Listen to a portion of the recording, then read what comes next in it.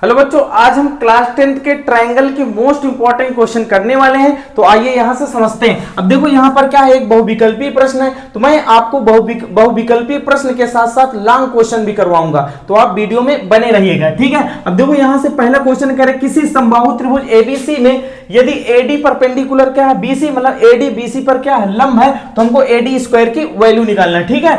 सबसे पहले हम यहां समबाहु त्रिभुज बनाएंगे। तो ये क्या है, एक समबाहु त्रिभुज हम बना लेते हैं, ठीक है। समबाहु त्रिभुज होता क्या है, जैसा कि आपको पता होगा, ऐसा त्रिभुज जिसकी सभी भुजाएं क्या होती है, बराबर होती है, उसे हम क्या बोलते हैं, समबाहु त्रिभुज।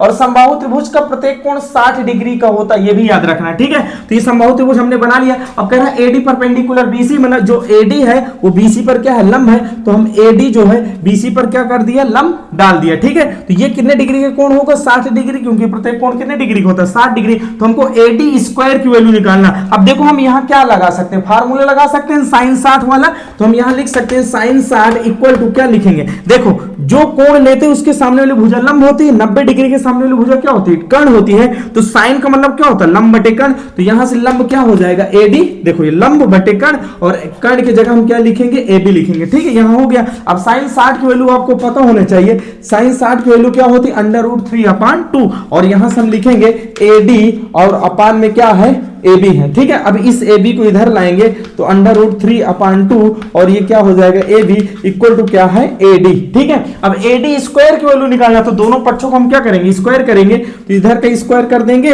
और इधर का भी हम क्या करेंगे, स्क्वायर करेंगे। तो यहां से क्या आएगा, √3 का स्क्वायर करेंगे 3 आएगा, और 2 का स्क्वायर करेंगे क्या आएगा, 4 आएगा, और अपान में क्या आएगा, वो क्या आएगा, इनटू में AB स्क्वायर आएगा।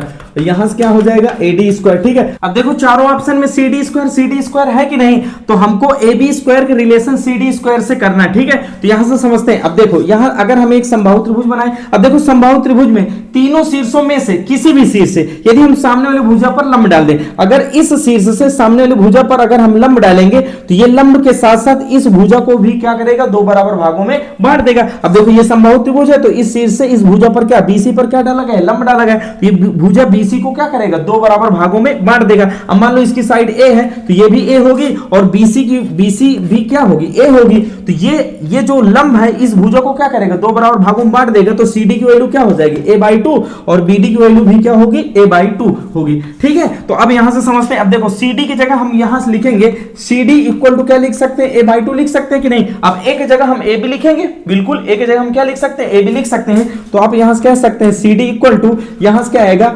AB अपान में क्या आएगा, 2। इस 2 को इधर लाएंगे तो क्या हो जाएगा, 2CD इक्वल टू क्या आएगा, AB आएगा। तो आप यहां से कह सकते हैं AB की जगह हम क्या रख सकते हैं, 2CD। अब देखो यहां से करेंगे क्या, यहां से क्या आएगा, 3/4, और यहां AB स्क्वायर है, तो AB की जगह 2CD रख के उसके स्क्वायर करेंगे, तो 2 दूनी क्या आएगा, 4 आएगा, और यहां से क्या आएगा, CD स्क्वायर आएगा, और यहां से क्या आएगा, AD स्क्वायर आएगा, ठीक है। अब देखो इस 4 से इस 4 को कैंसिल करेंगे तो क्या आएगा, 3CD।